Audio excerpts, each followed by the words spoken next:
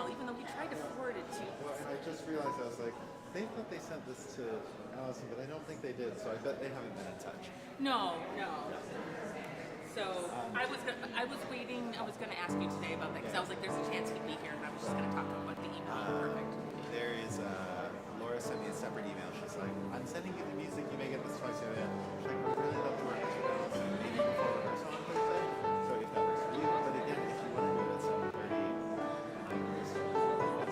I'm okay with whatever. Like I'm gonna let you guys figure it out. But I want to do it okay. Yeah. Yeah, I am flexible right now. I don't think we've got anything going on Thursday. So yeah, and that'll give me time to both remember what hymns we're doing next Sunday and actually look at their music. Morning Stars. Okay. I got time.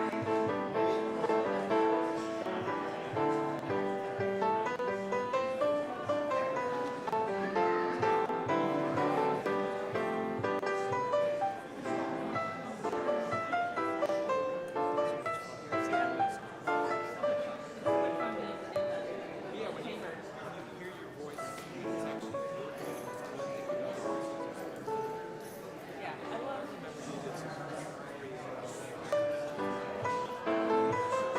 We did that at Christmas, I think. Christmas Eve.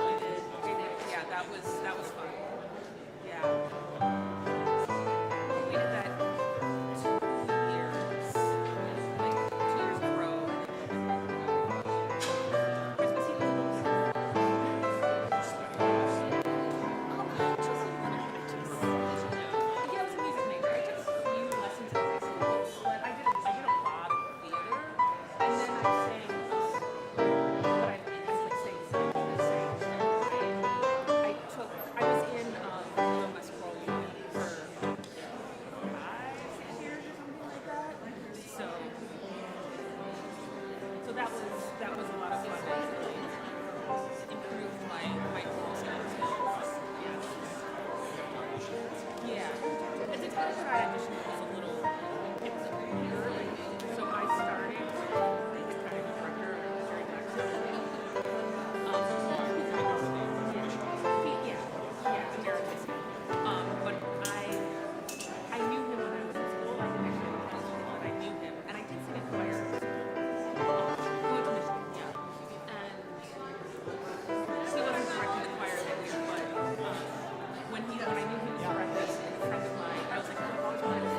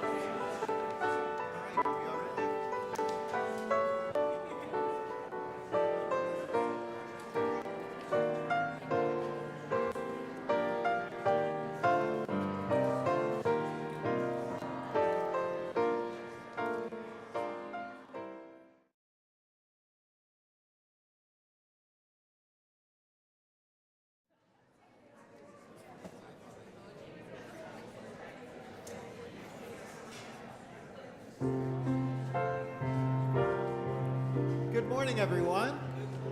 Thank you so much for being here. I invite you to grab our gray hymnal as we turn to our Music for Gathering, hymn number 170, We Are a Gentle, Angry People. Now, just a quick word about this one. This was written by Holly Neer in the aftermath of Harvey Milk's assassination. She wrote it on the way to a vigil, originally writing in one of the verses, "We are gay and lesbian together." As she got to the vigil and was surrounded by all of these allies, she changed the words to, "We are gay and straight together." When she performs it now, she always gives the caveat that, of course, our understanding has continued to develop and grow, and we are too many things together to fit in one verse. And so she recommends that when we get to verse 5, we sing, "We are all in this together," because indeed we are. So when we get there, we'll sing those words, and I'll remind you when we do. For now, would you rise in body or in spirit and join in singing hymn number 170, We Are a Gentle, Angry People.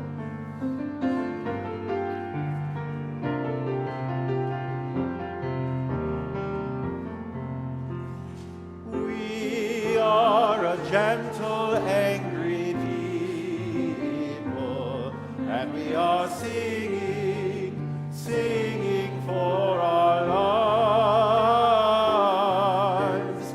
We are a gentle, angry people, and we are singing, singing for our lives. We are a justice-seeking people, and we are singing, singing for our lives. We are a justice-seeking people, and we are singing, singing for our lives. We are young and old together, and we are singing, singing for our lives. We are young and old together, and we are singing, singing for our lives. We are a land of many colors, and we are singing, singing for our lives. We are a land of many colors, and we are singing, singing for our lives. We are all in this together. We are all in this together, and we are singing, singing for our lives. We are all in this together, and we are singing, singing for our lives. We are a gentle, loving people. We are a gentle, loving people, and we are singing, singing for our lives. We are a gentle, loving people, and we are singing, singing for our lives. Thank you. You may be seated.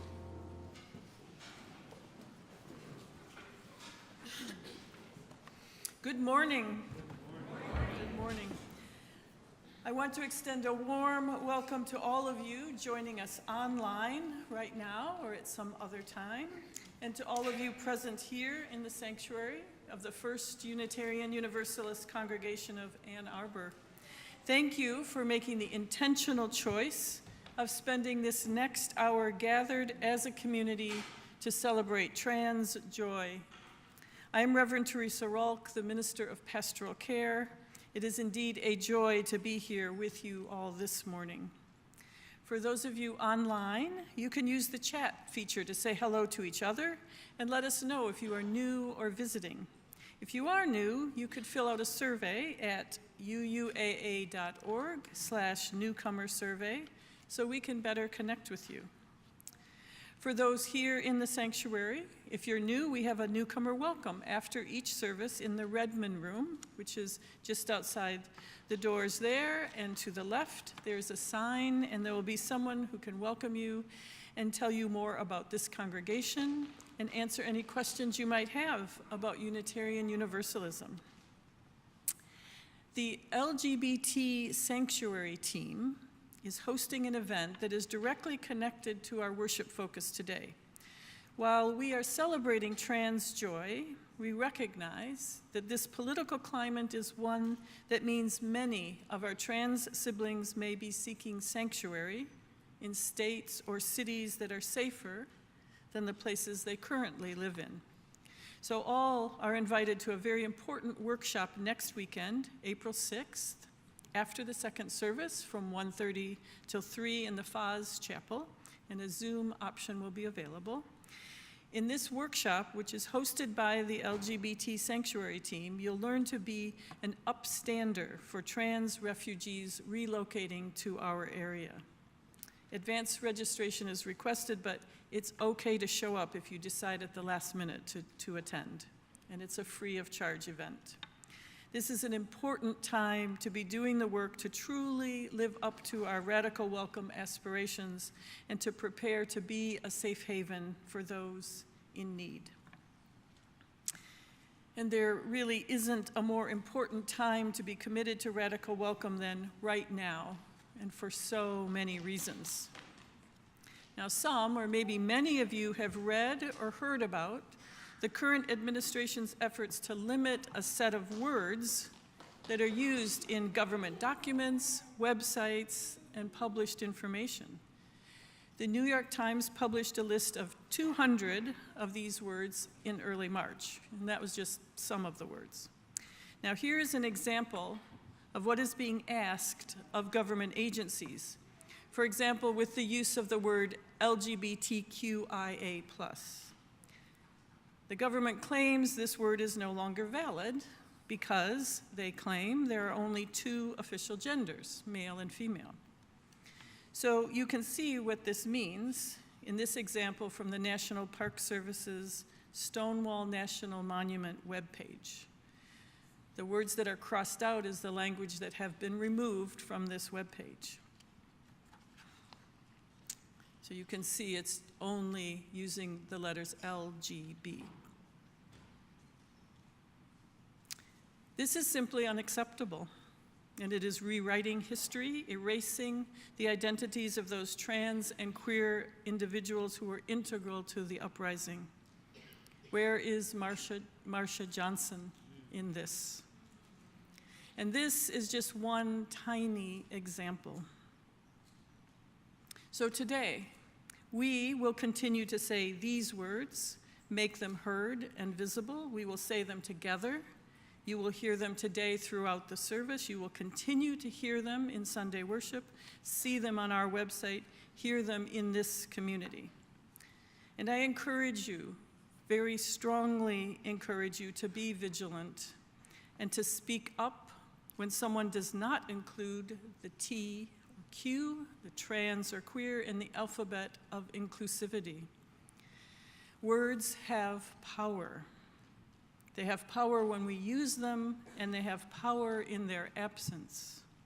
So as our call to worship, I invite you to respond by repeating the words at the end of my phrases as I indicate.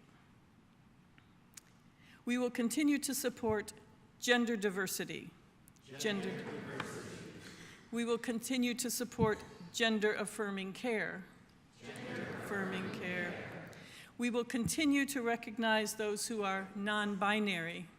Non-binary. We will continue to use pronouns. That word was on the list. We will continue to use they, them. We will continue to embrace those who are LGBTQIA+, LGBTQIA+.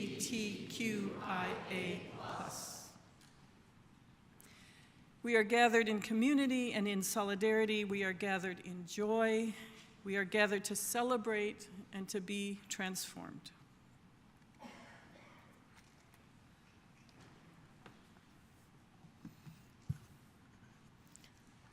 As a kid, I was constantly reading, and I read fantasy more than any other genre.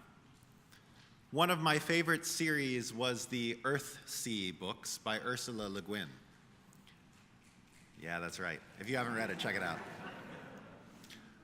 In the third book, The Farthest Shore, the archmage of all Earthsea tells a young prince, "To see a candle's light, one must take it into a dark place."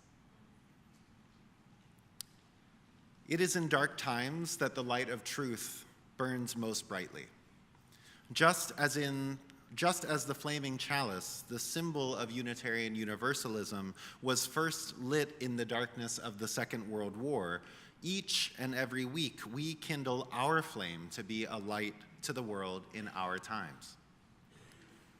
Today, I would like to invite E. Anders to join us on the chancel to light the chalice.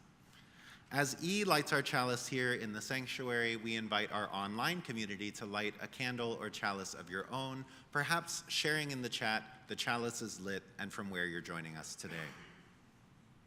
Please join me as we speak together our chalice lighting words. We light this chalice for the light of truth. We light this chalice for the warmth of love. We light this chalice for the energy of action. We light this chalice for the harmony of peace. Thank you, E. In that book I mentioned, The Farthest Shore, the archmage, this wise old wizard, wasn't talking about a literal candle, but about this young prince and the trials he was about to face. Likewise, each of us carries the light of truth out of this room and into the world to speak truth to power, to spark joy, to be seen, heard, and counted. And we don't do it alone. We are surrounded by a community who weekly renews our commitment to holding each other up. It is our belief in each other and in our collective power to change the world that binds us together as a community. So let us join together in community to speak that commitment and belief with the words of our covenants. The spirit of this church is love, and service is its law. This is our covenant with each other, to dwell together in peace, to search for truth in love, and to help one another.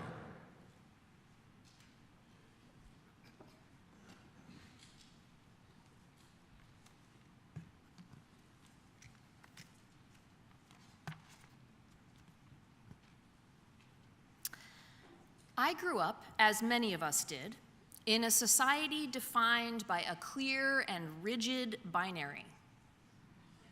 Girls were girls, and boys were boys, and anyone that dared stray from those carefully prescribed roles was shamed into conformity. But I also grew up in a free-to-be-you-and-me household. My feminist mother wanted to make sure that my brothers and I knew that we could play with any toys we wanted, wear whatever clothes we wanted, and do any activities we wanted. She made a valiant effort to de-gender our upbringing. I wanted to play with dolls. And not because I'm a girl, but because I like dolls. You know, I imagine that many of us encountered these conflicting messages. There was the one that I heard at home, and then the one that I heard everywhere else. And yet, in retrospect, I know that it was still not good enough, not nearly inclusive enough.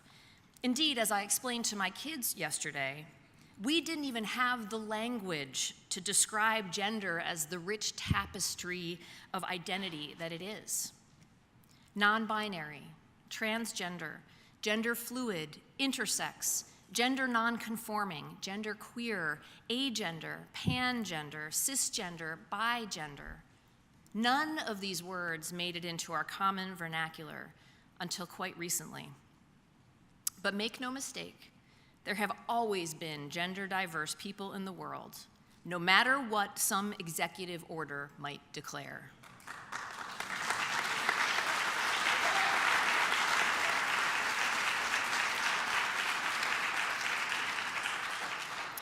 And frankly, why in the world would any elected official think they know someone better than they know themselves?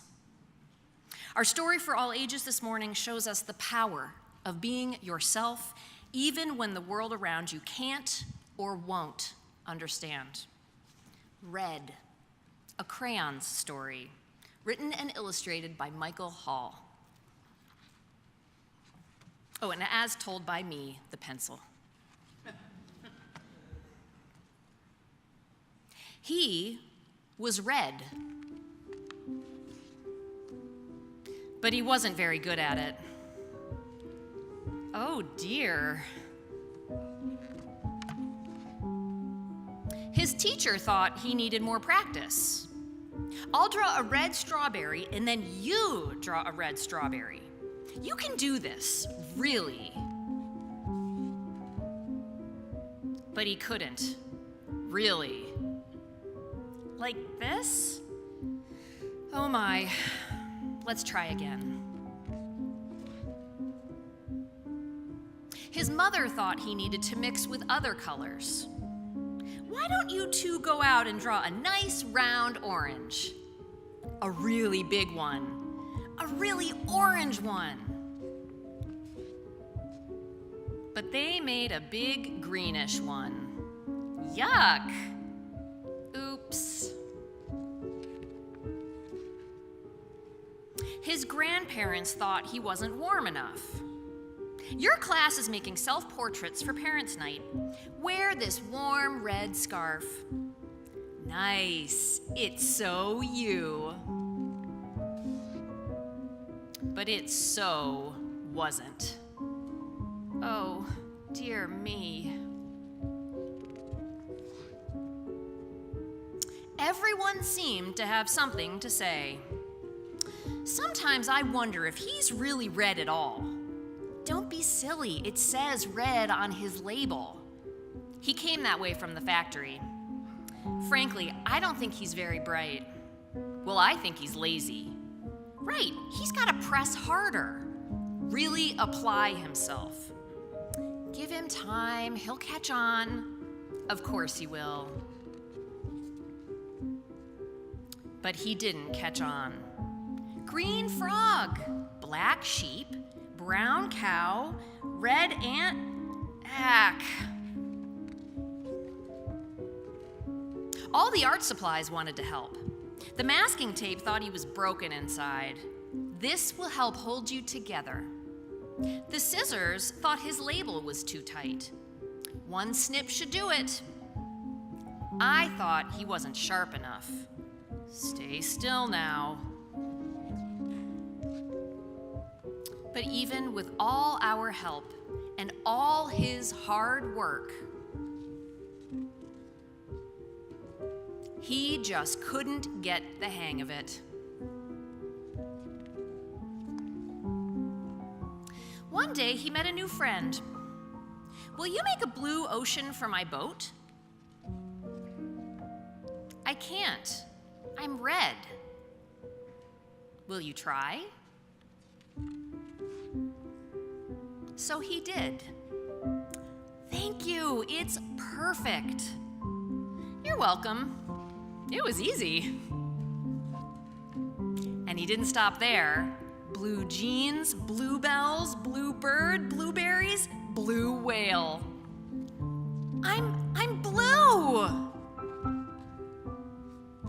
He was blue, and everyone was talking. My son is brilliant. Who could have known he was blue? I always said he was blue. It was obvious. His blue ocean really lifted me. All of his work makes me happy. His blue strawberries are my favorites. He's so intense. I'm going to make a green lizard with him, a really big one. I hear he's working on a huge new project.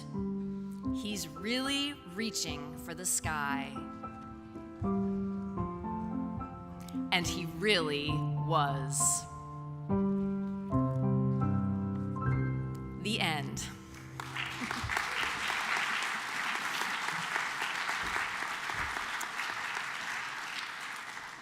And now, before we move more deeply into this time of worship and reflection, we bid farewell to the youngest among us as they follow their adult leaders out of the sanctuary to their gathering spaces for a choice day. Please join me in singing with love and tenderness as we conclude the time for all ages. This little light of mine, I'm gonna let it shine. This little light of mine, I'm gonna let it shine. This little light of mine, I'm gonna let it shine. Let it shine, let it shine, let it shine. Everywhere I go, everywhere I go, I'm gonna let it shine. Everywhere I go, I'm gonna let it shine. Everywhere I go, I'm gonna let it shine. Let it shine, let it shine, let it shine.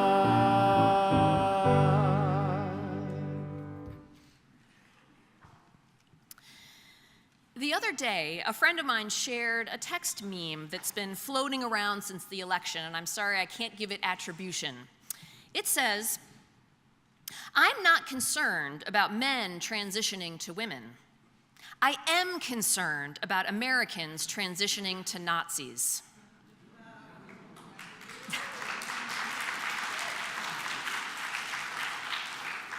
That pretty much sums up our UU position, wouldn't you say? I often cope with terrible things through humor, and hence my shirt that says, "Leave trans kids alone, you absolute freaks." Pride or else.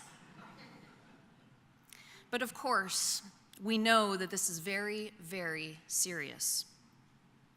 As other civil institutions, including our flagship public university right here in Ann Arbor, are capitulating around us, we continue on, doing the work of protecting and celebrating all people, no matter where they were born, who they love, or how they identify. All of us have a role to play, and one of the ways that you can help us side with love in all the amazing ways that we do is through the spiritual practice of our offering. There are many ways to give. The ushers will pass collection baskets, and you're welcome to offer cash or checks. And you can also text UUAA to 73256, or you can go to uuaa.org/giving. Today's offering will now be given and gratefully received.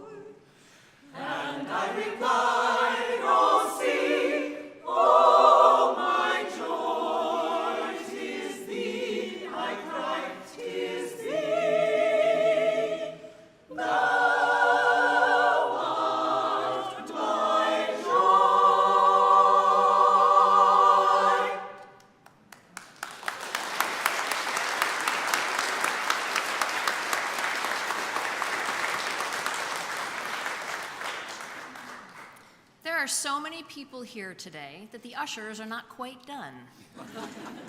But when they are, I invite them to please come forward, and as they do, I invite you to rise in body or spirit, wherever you may be.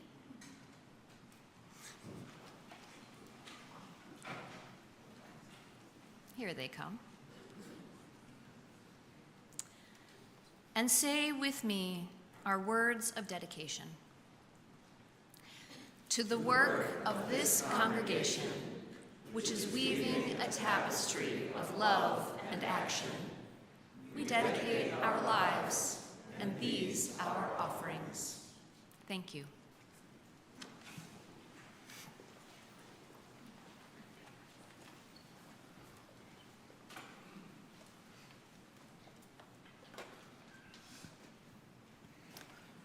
I'm sorry to share that Erica Lycan, one of our lay worship leaders scheduled to speak today, is not able to be here this morning due to illness. So I invite you into a time of a musical meditation. If you would have your teal hymnal nearby, we will be singing together number 1053, How Could Anyone? Number 1053. We'll be singing in just a few moments, so have it nearby. And if you would hear these words from the Reverend Dr. Charles Lattimore Howard, who is an Episcopal priest, a theologian, and a university chaplain for the University of Pennsylvania. He writes, pausing and being still enough to notice love within and around is a deeply powerful and countercultural act. It challenges the notion that it is better to be busy and occupied. It refuses the call to be constantly distracted and perpetually plugged in. So let's pause and be still enough to notice the love within and around us in this moment, in this place. Take a few breaths to settle into your body in whatever way is most comfortable for you. And bring your attention to this moment, right now, to this space, right here.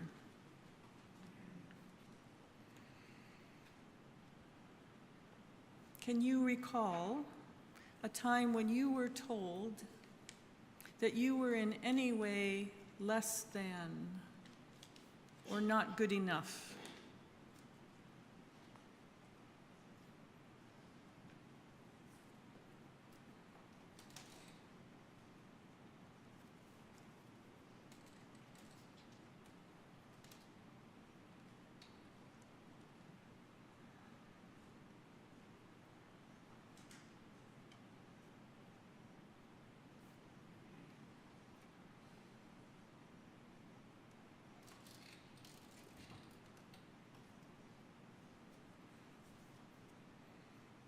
How did that feel?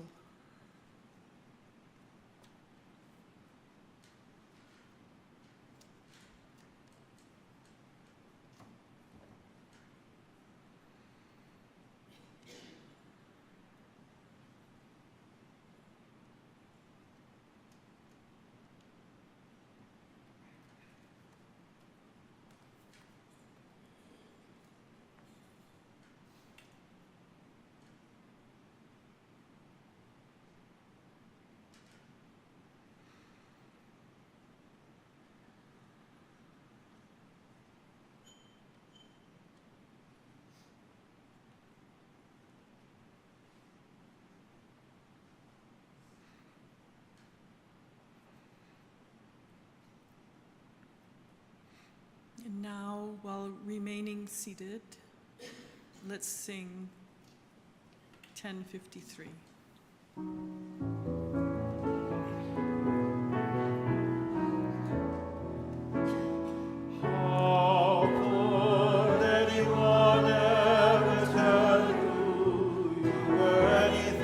Less than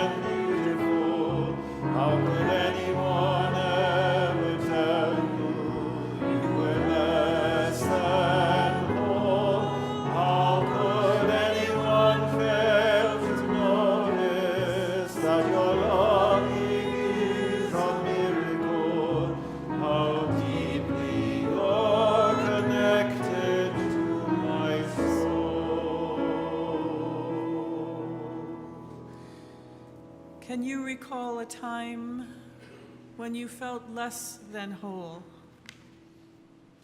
And how did that feel?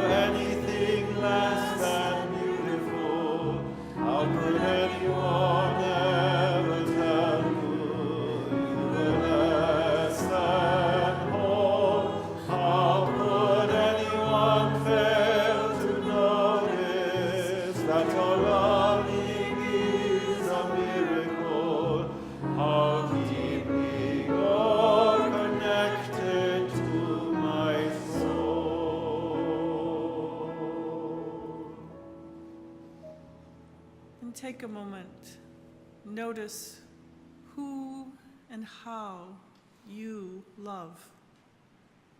Notice who and how someone different from you loves. Feel what a miracle that is.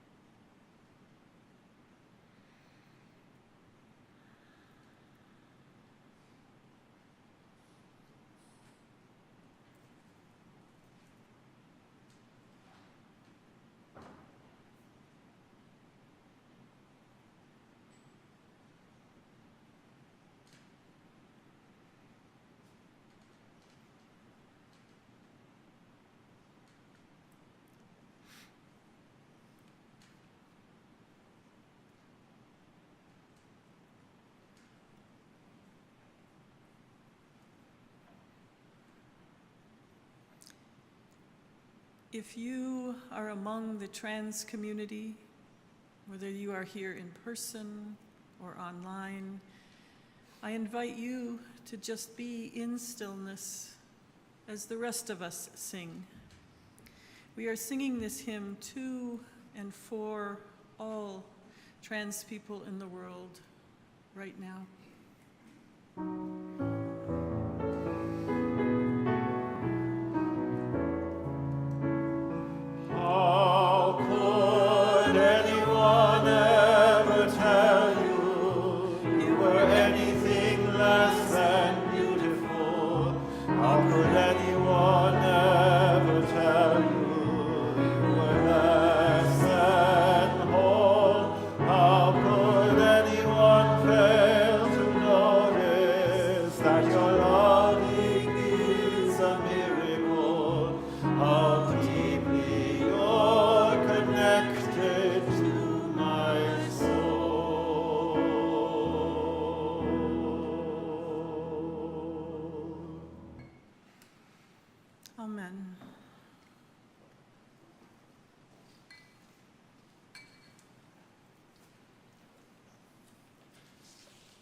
Thank you. When I sat down to write this reflection, I began with a simple internet search for God and transgender people. I was looking for some affirmation and some comfort, something to lean on in a time when it feels increasingly difficult to find joy in my identity. The results I was presented with made my jaw clench and my gut ache. I gasped at headlines decrying transgenderism as a defiance of God's plan, a mistake, an abomination, and a sin. They argue that God makes no mistakes and assert that the form you're born into is the one you must stay in, no matter the discomfort or pain. They say there are only two categories, and anything outside of that is unacceptable. Stick to the program, they say. You're either pink or blue. No other hue will do.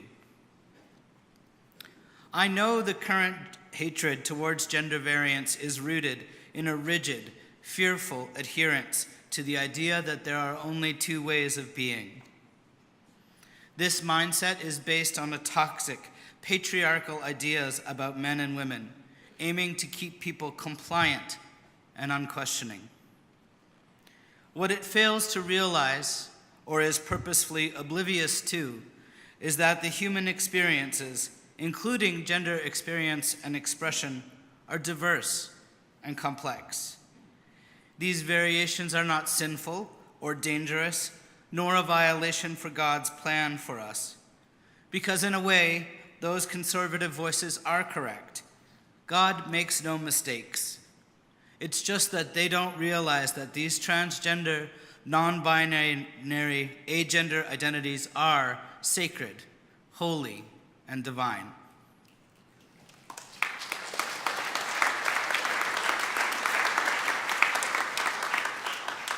In my search, I found a heartfelt quote from Asher O'Callaghan, the first openly trans ECLA minister, who writes, "In the beginning, God created day and night. But have you ever seen a sunset? Well, trans and non-binary people are kind of like that, gorgeous, full of 100 shades of color you can't see in plain daylight or during the night." And this deeply resonates with me. I have tried to force myself into my narrow, prescribed circle of gender conformity, but it was painful and deeply unsatisfying. I knew that there was more to life than sticking to this narrow view of femininity, and even without trying, I bled out of that rigid circle like a watercolor wash.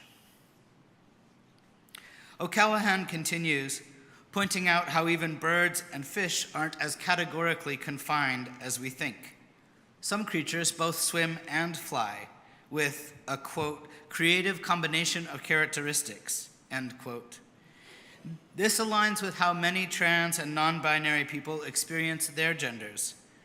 When they have the freedom to experience and express themselves as they see fit, they create ways of being that align with their true, joyful selves. They sample from a creative combination of characteristics formally assigned to either male or female. These trans, non-binary selves are created by God and shaped by cultural influences along the way and inherently worthy of love, of dignity, and of respect. And against all odds, trans and non-binary people continue to thrive, reinvent themselves, and reject the narrative that there are only two choices, male or female. They are finding liberation in the spaces in between. Every day, I'm increasingly disturbed by the amount of hatred spreading through government channels, cloaked in the guise of aligning with God's will. And to counteract this, I am choosing to focus on the joy and the beauty in the world that these essentialist views deny. Between night and day, there's a peaceful, beautiful space, the dawn, full of subtlety and awe-inspiring colors. Between land and sea, there's the shore, a place of constant change, neither fully land nor fully sea. These liminal spaces exist and are incredibly beautiful, glorious, unmistakable beauty. Could you look at that and see some mistake in God's creation there? Why then would you deny the same in human beings? O'Callaghan writes, God created realities in between, outside of, and beyond night and day, land and sea, or fish and birds. And so God also created people with genders beyond male and female. Trans and non-binary, agender and intersex, God created us. All different sorts of people for all different sorts of relationships, created from love, to love, and be loved. In God's image we live, end quote. In my experience, there is no single way to be a man, a woman, a they, a them, or any other identity. There is no divine decree that there's only one way to be. Between the primary colors of life, there are countless brilliant shades of God-given beauty. And when I find myself in doubt, afraid, or alone, I am reminded of O'Callaghan's writing, quote, God is still creating you. You are no less beautiful and wild than a sunset, or a beach, or a puffin. You are loved. You have a place here, end quote. And every day when I get up, I remind myself that I am loved as my full and complete self, free of constraints. All trans and non-binary people are represented in all the shades and hues of God's eternal grace, created in their image. For God makes no mistakes in the shaping, loving, and being of you. And in that I rest, and in that I am rejuvenated, and in that knowing I find joy.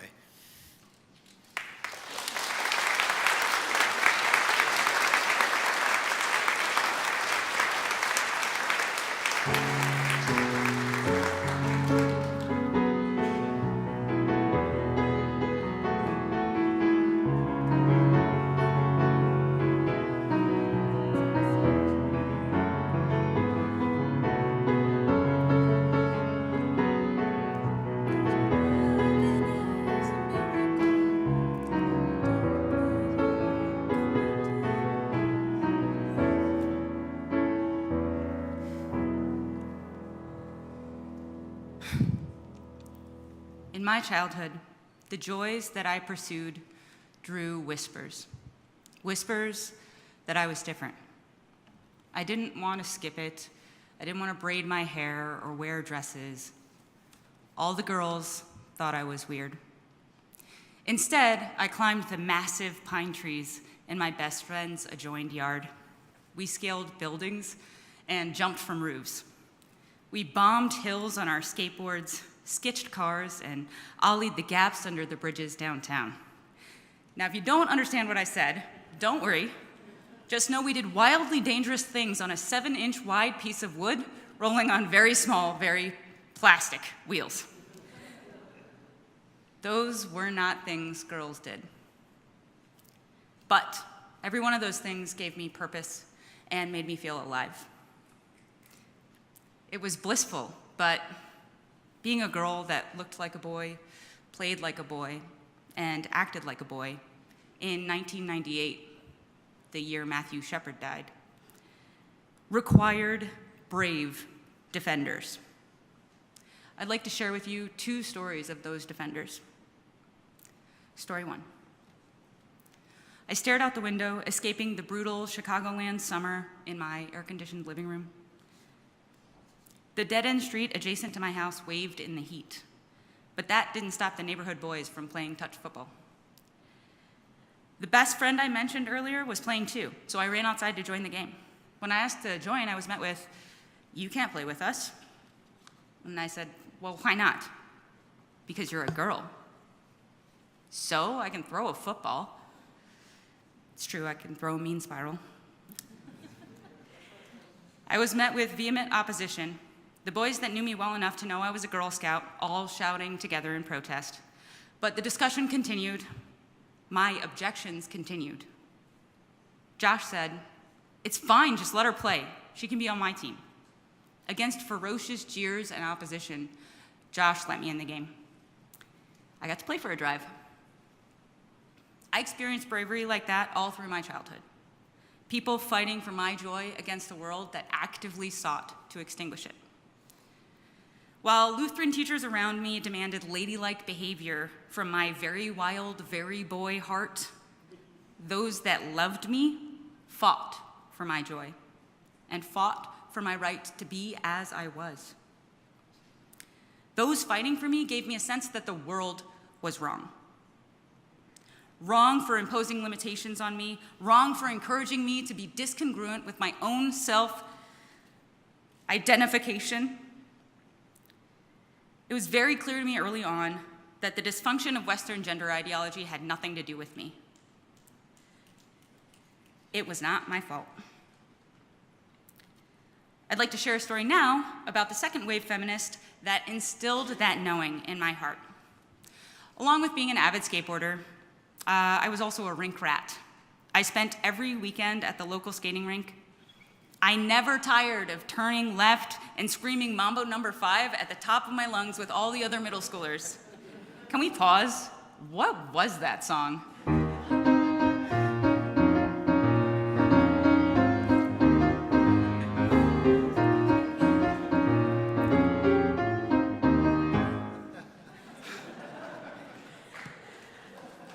Anywho's, one of these weekends, a girl came up and asked my name.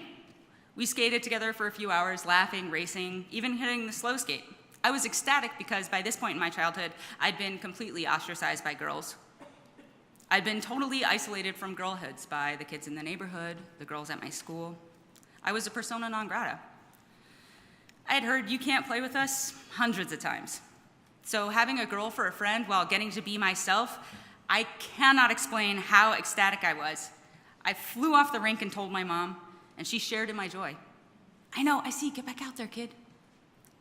Well, turns out I had reached an age where other kids were trying their hand at romance.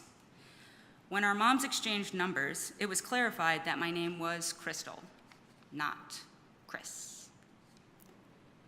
The other mom launched into a homophobic tantrum that absolutely terrified me. She screamed, "Why do you let her dress like that? We thought she was a boy." The other mother, clearly appalled that her daughter had been engaging with a girl in such a way, and she said harsher things, but I won't bring them into the present moment. My mother returned exactly the same level of anger and disgust that was present in the other parent's attack. She stood up, defended her choices, and ripped into that mom's hateful bias.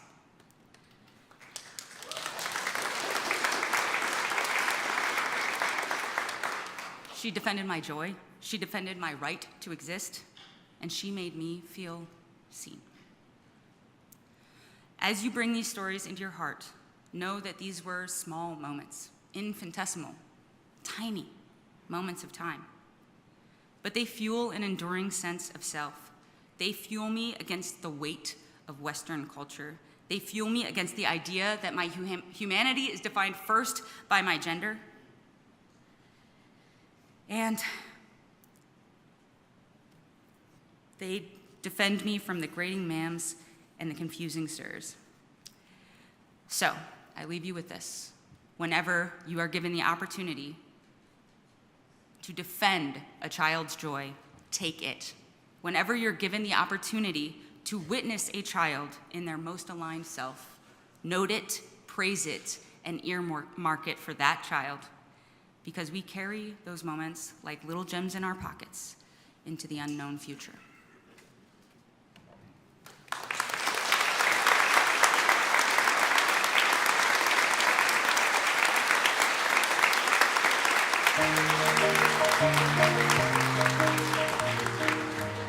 Friends, I invite you to rise in body or in spirit, turning in our teal hymnal to number 1028 as we sing The Fire of Commitment, hymn number 1028.